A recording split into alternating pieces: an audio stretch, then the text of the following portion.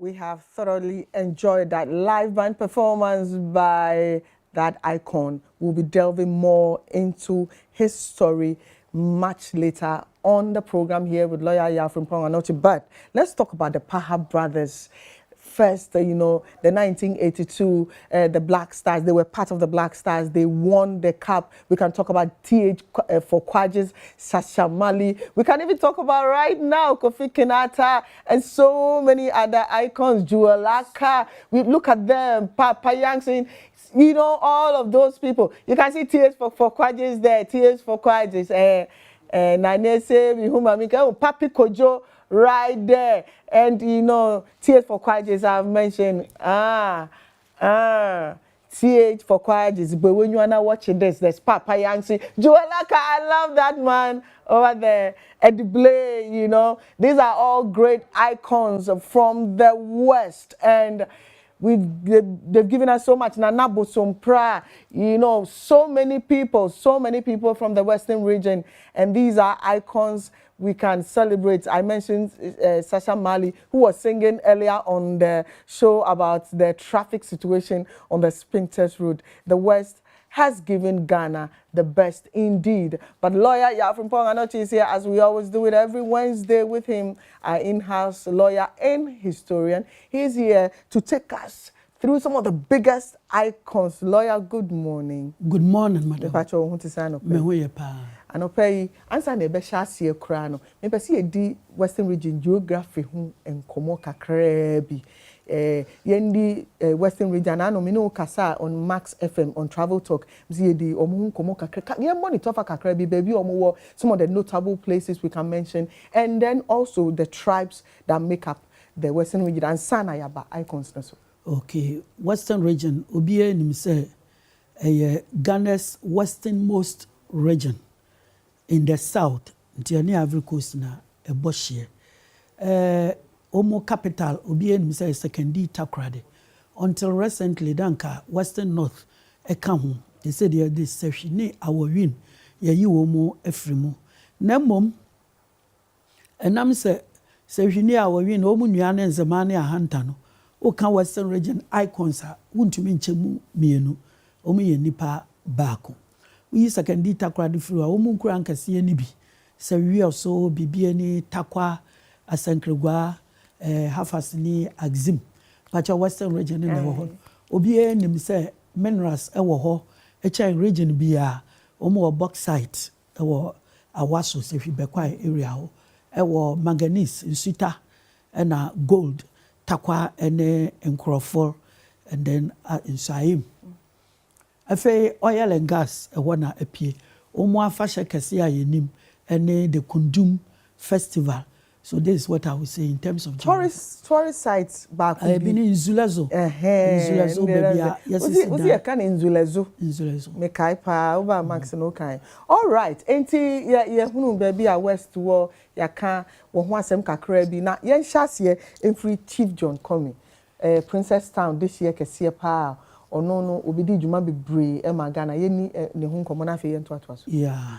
Se ka Chief John Comey emra ye de wo no ne de obi enim na if you say Anteki records those days of his birth na momni enim ne say abra German for bar Princess Town then in the Axim country ebesi Fort Groot Fredericksburg no na obi otiase Fort no so yesi no 1682 1683 until 1685 na ya commission ewie na echeso ye obi oye ne penny dada na ye kana sama ye beka say ono na oye an individual a utumi raise a standing army sojafo agina ho koma no 2000 pacha nakura nya deketwa na imagine say 17 something papa tumi raise a standing army abosomoso a otua wonka the gold ne dutua wonka 2000 he drew the army from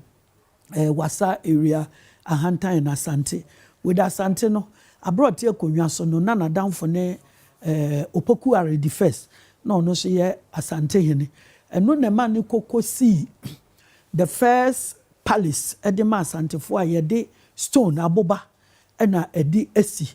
na ɛwɔ pampa so no na 1874 aborɔfo no ebubu no gu ye ɔmo hye no a ɔmo eyiyi sika kɔkɔɔ de kɔɔ ya ɛnɛ ɔmo asan de aba no ɛnam ɔno no so na asantefoɔ ɛne nzema ɔmo nya appellation nzema kɔtɔkɔ asante kɔtɔkɔ mfiri wɔ bia obi a ɔbɛka sɛ firi nipa foforɔ bia na ɔboa efiri Chief John Conny of Princestown na asefoɔ ɛda so di akonnwa wɔ Kumase wokɔ Agric nzema enti edin na ɛda wɔn so ɛno nso na ɛda wɔn so besi nnɛ Agric nzema what no Kumase pɛn wote sikani bi a friend YF na wɔfa junction crowd aha na ɔhene na ɔte akonnwa so sisi ɛda no kwasi buadu ayɛ boafo onua kuma na chiriba ne kɔtɔkɔ former chairman no ayɛ fɛ no chei bafo na ade ɔyɛ ma the whole world ɛmɛyɛ de bɔ ne din no ɛne sɛ time a German for no 1717 ɔmo free Ghana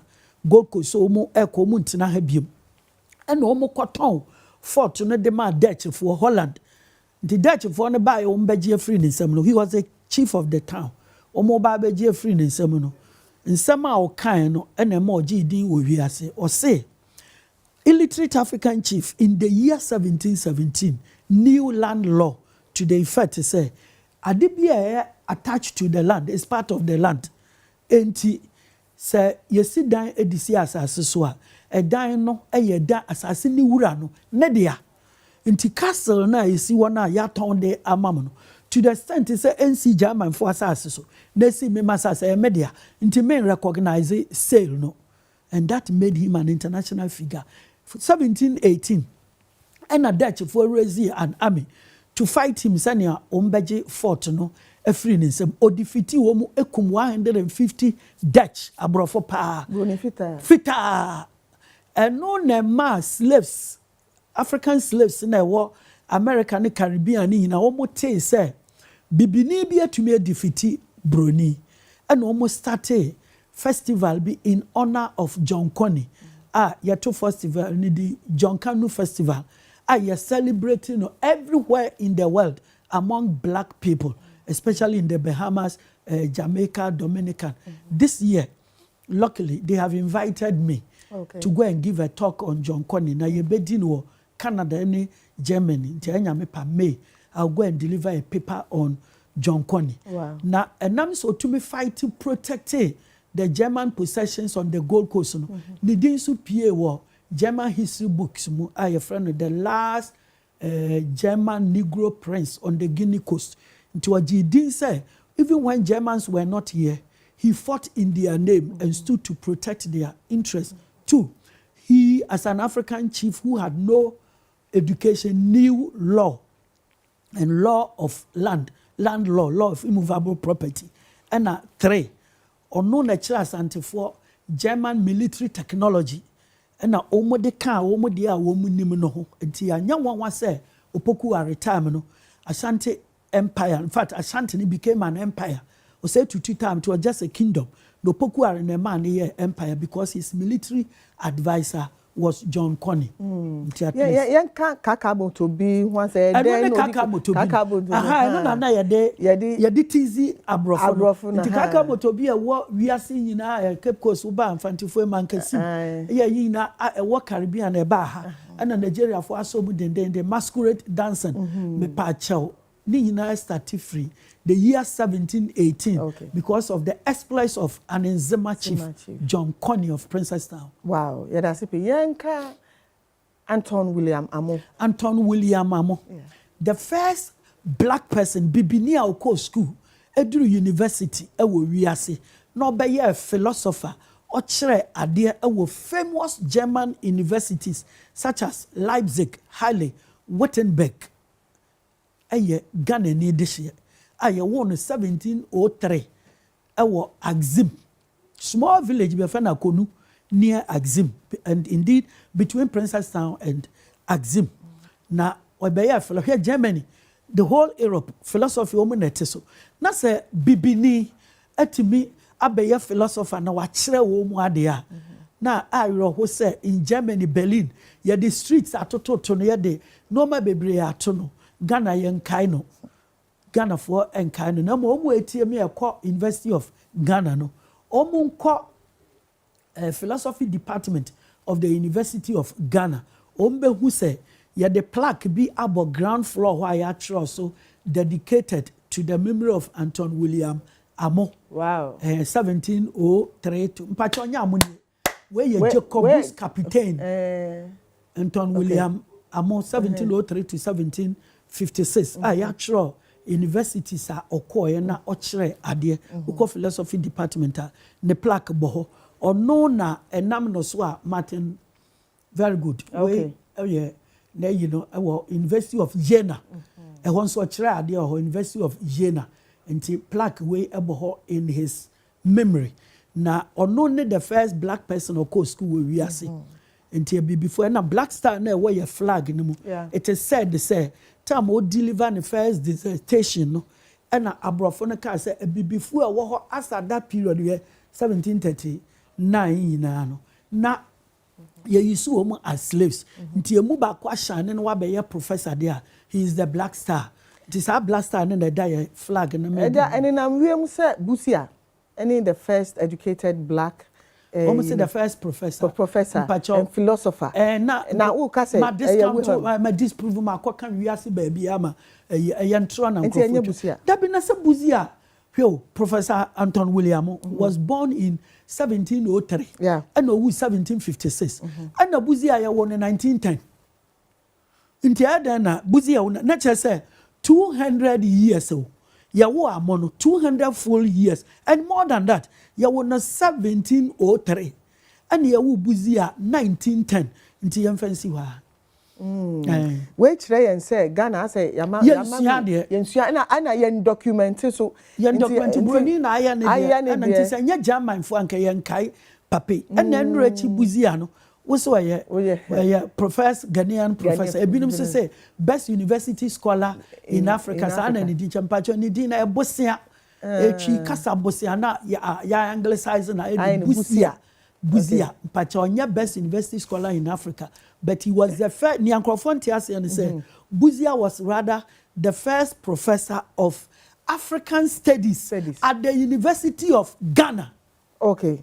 Now, first black scholar and professor was Ghana's own Anton William Amo, who was born 200 years before Buzia.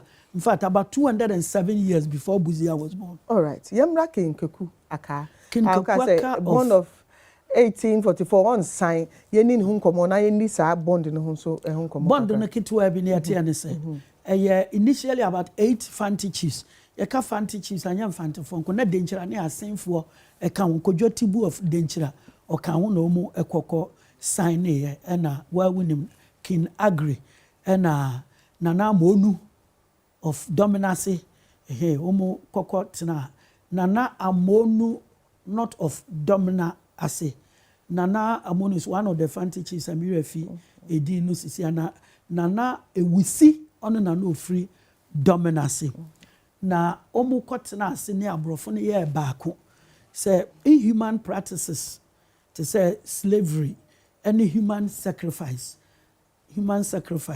omu bejai efe ye de ho beba be hye abrofo no ase na ye be ye baako sani a womu atamfo mfantefo asantefo eba ye betumi ne womu ako ntokwa nipa nwotwi kwotena ase a ye ewieye no na omu de bond ne ma ahemfo no aka along the coast say omu sign nti wo sign a no wa be hye abrofo na ase 6 March 1844 de no na duru kaku aka ho say o sign ye kenkan kire no kaku aka eka say onfa ne nsa enhyase for several reasons. One of them, bibini a wonko school, they'll say, Adibia, Ubibama would de when sa ashas, no person or children will say, we need that. Because all don't say the next 100 years, if I can say, one I will sign anyway. No, no, soon himself every day, Nipa Genesis, sir. Until on person or then in Sabesha BBRC will be as and indeed, or Tiasini in a treaty be a bro for year now, money the year. A do baby, I saw sign here, Kakwaka would never sign. And no teenager say, Ogusuya.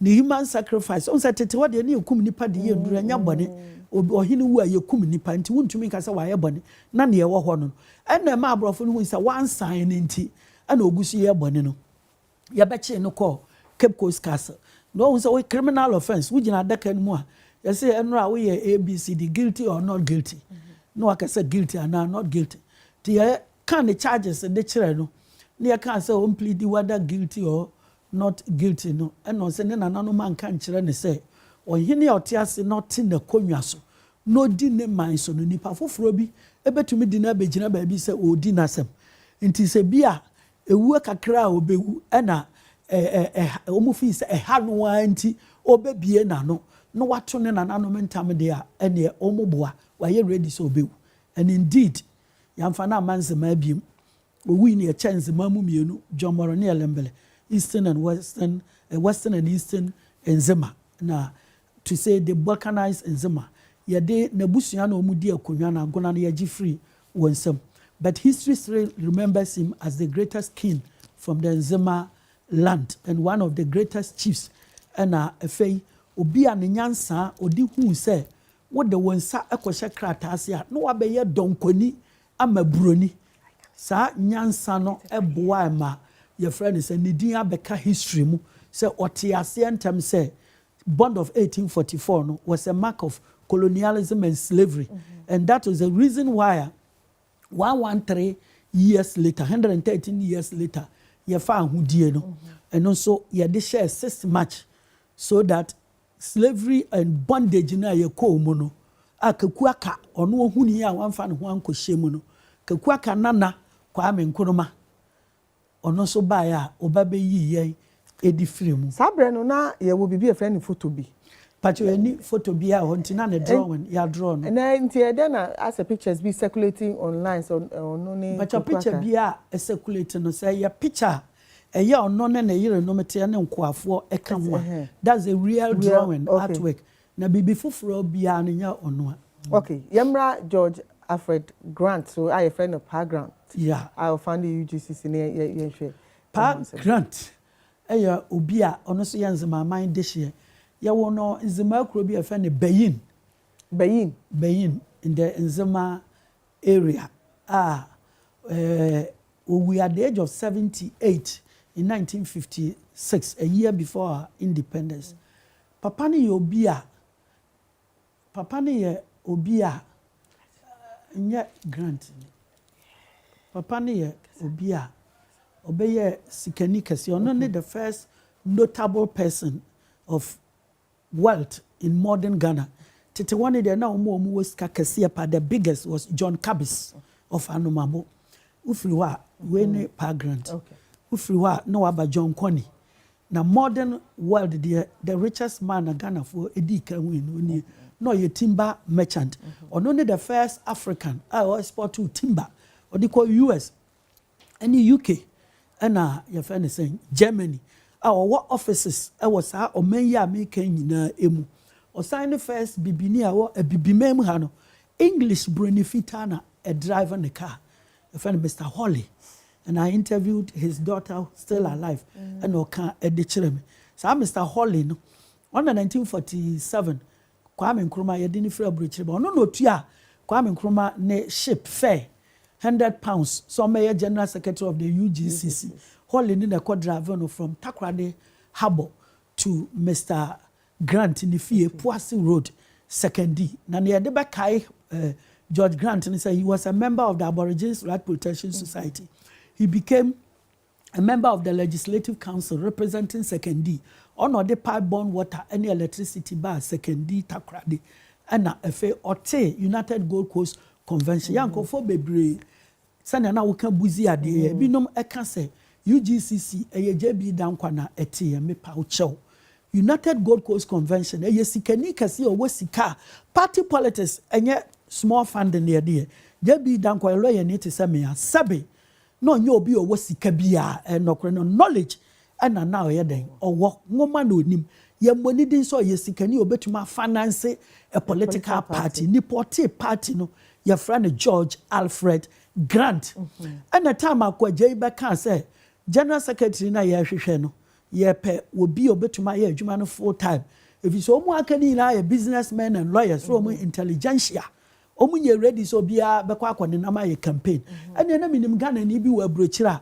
politics a no ye na takukura woni bi ntie kasa o mere obeba ana o kan say na kwa na ofiri hi so free your friend is saying wa wukurom ensema oye adwuma be o say onye adwuma say very good onye adwuma de amem ye de na ba so a lawyer na businessman nko ba pa adwuma no wanye nti papa we ni man ka Ghana ye independence nti nipa a wo kana asem Kwame Nkrumah nti yenka Kwame Nkrumah ho asem kakra Dr. Nkrumah sania ye nimu no ono nso eye enzemaman de hye a ofi your friend is saying nkrofol na nakonwa pa Nkrumah konwa pa nkrofo wiye yefi ani wanchi ana nsuayem ana wawi ndade so so hu sa okani bi afri kro ba ko ana ase mienu so na o identify with the nkrofo more na baby odi akonwa eye nsuayem ana nasifi wanchi wo mfiri ho no ba wawi ndade so nti abunu ni bi a wotie me na se hu sa won so wodehia ene Kwame Nkrumah firi wanchi ahimfie ne cousin ne professor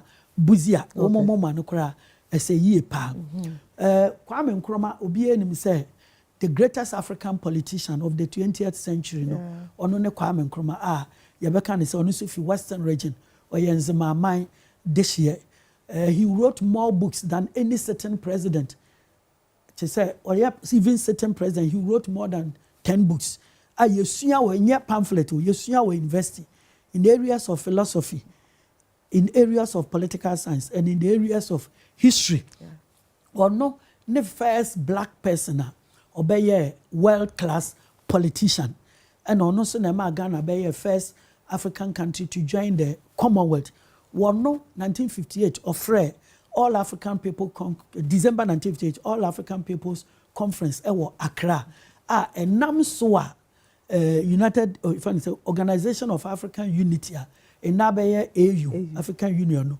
yete oye the greatest African politician wuntumi nyi ni din emfiri BBM Ghana na yansha da mo ni din kase na okwa countries like Tanzania Uganda Zambia moa yashada ya master's degree and PhD in just the philosophy of Kwame Nkrumah. We do Pennsylvania University in Lincoln University so your Kwame Nkrumah house ewo ho a museum a nkrofo esheda ekoye wuntumi nyi ni din free abibiman ani wiase nyina mu ya bakosem. All right, woni a wabobo mu din Kwame Nkrumah any Anton amo ani wo nyina wo pa grant mu nyina ye nkofo a edi wo hu si ho pa so wo beji o minus wo ye normal bi enso so yentumi nka papa nko a enzemafo ba kumienu bi nso so ayi wani mu wiase a they kind of fraud any sa no man want to no a big pie John Akabli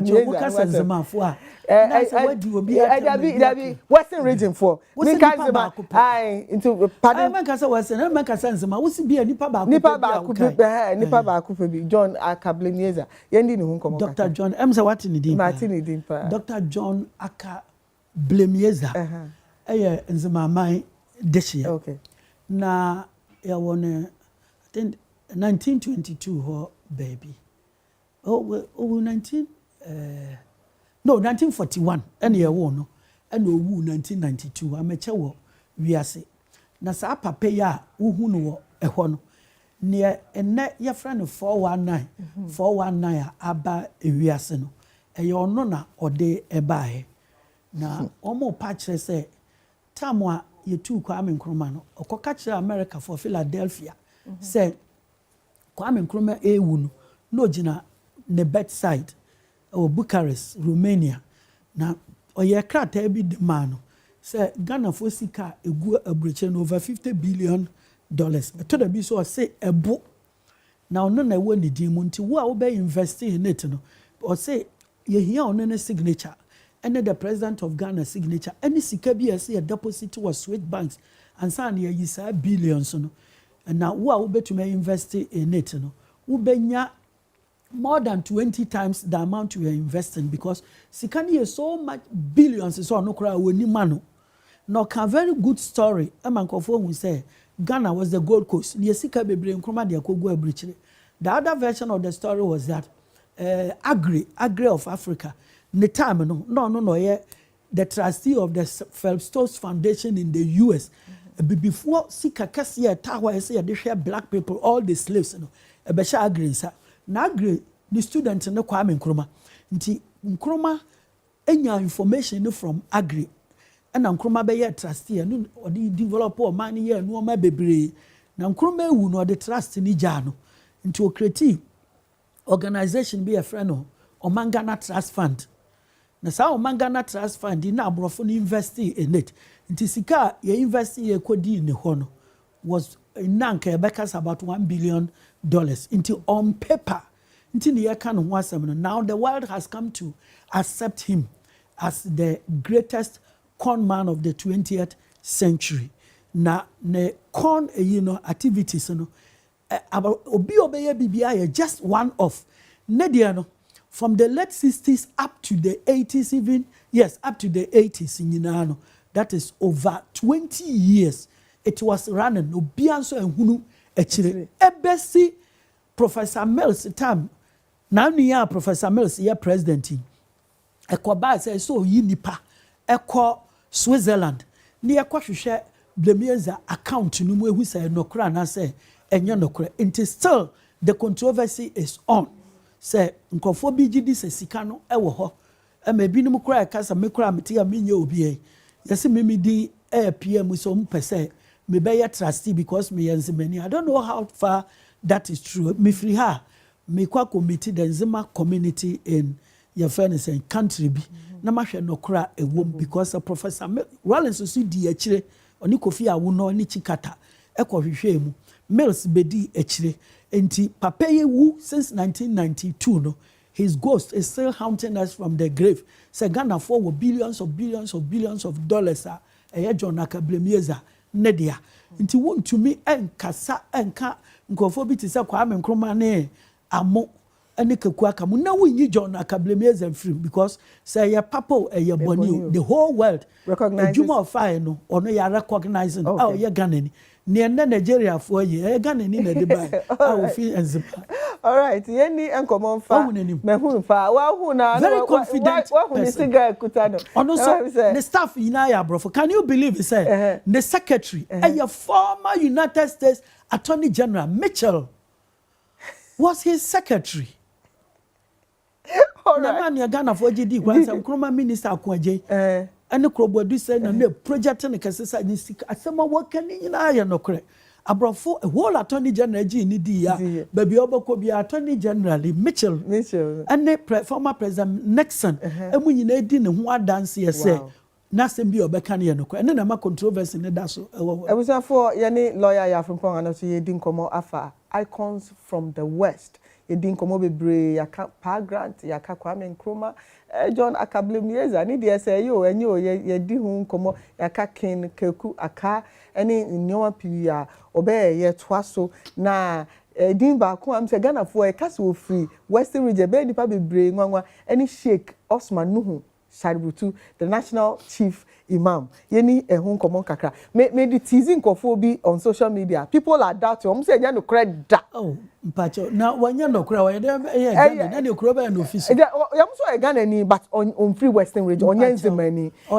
and say omun ko Google me say omun ya ni yan hwa de okay ye hun komo apa axim ahimfie ofri apa axim ahimfie ye wo na April 1919 enti April year ebe this man will be 105 years na papa then he's probably the oldest cleric in the world also penny the whole world also for penny when you know that's so tiase na the record me ni so obi betwa da ayi obi a April obedi 105 years di papa so nyame obato nsa afra no kra me bom pa ye say April nko ade on fan channel number 2 non clock 105 ami ni say obi beto no da kwesi mira Yesu Kristo ebesa ni doctor kan wam say mechanic doctor Osman Nuhu ya mano Shaributu university say wo wiase bebre amano abodin dentira opaso medwe chai wo bia wo wiase odi 100 years no unim so kodi no Roman sorry them no empe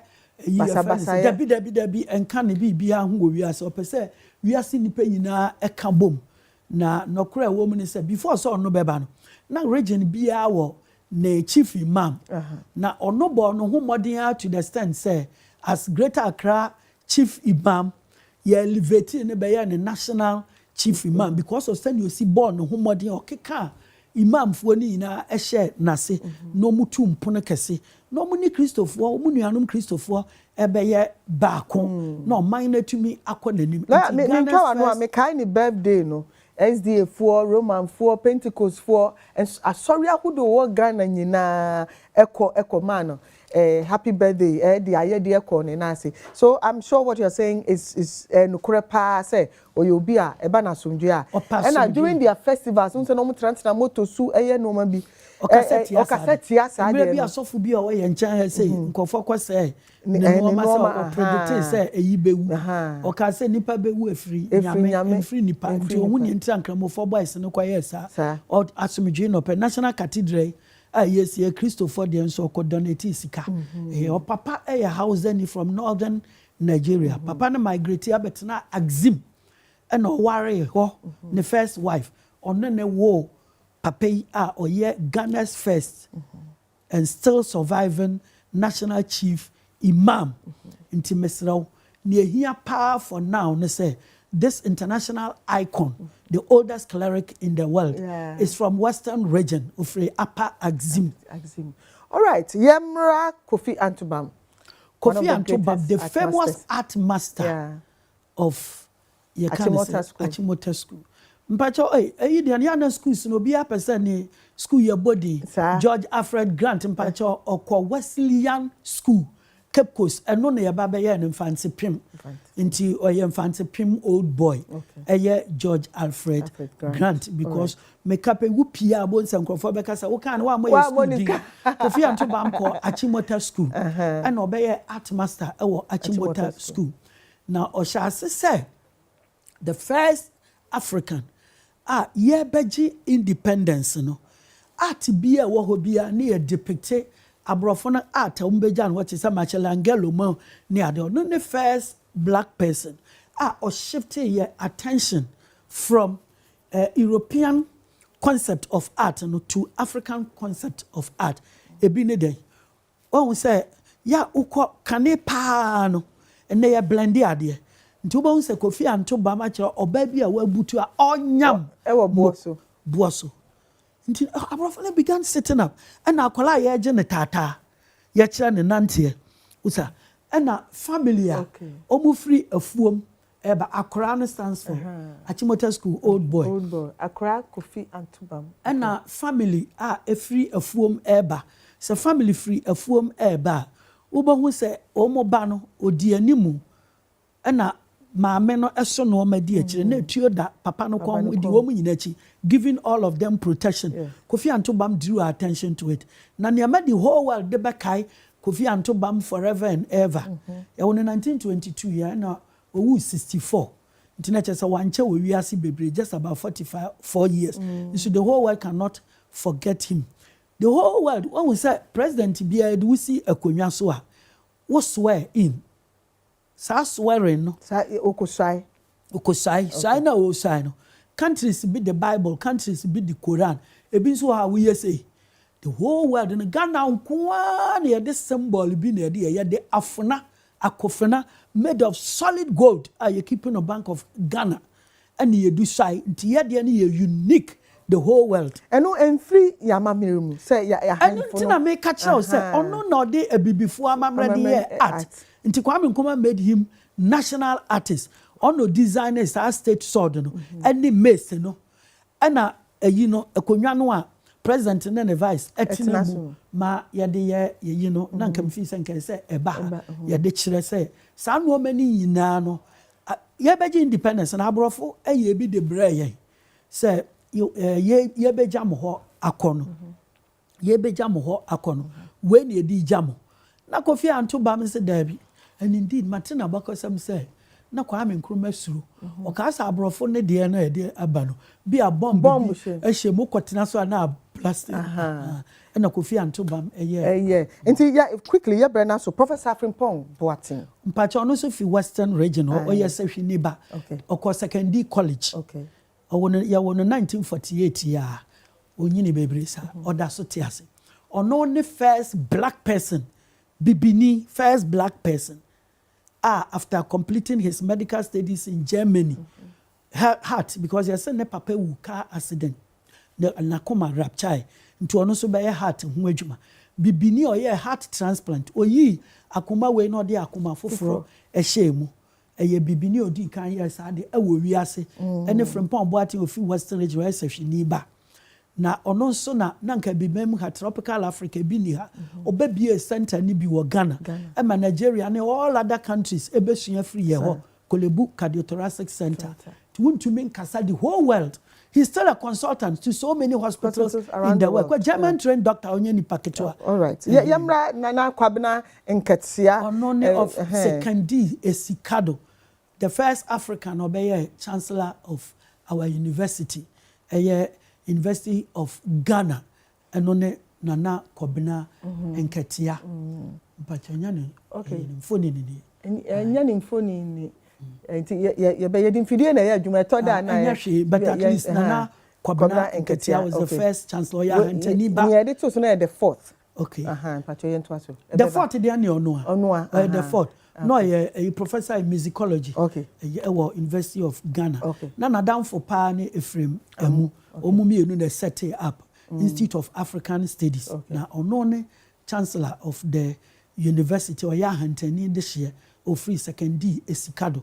Ono na wafa asene say the famous Nana Kobran Katia Ghana ni bia enim no. Enema te say o deliver JB Dankwa Memorial Lectures bia anko nkotie.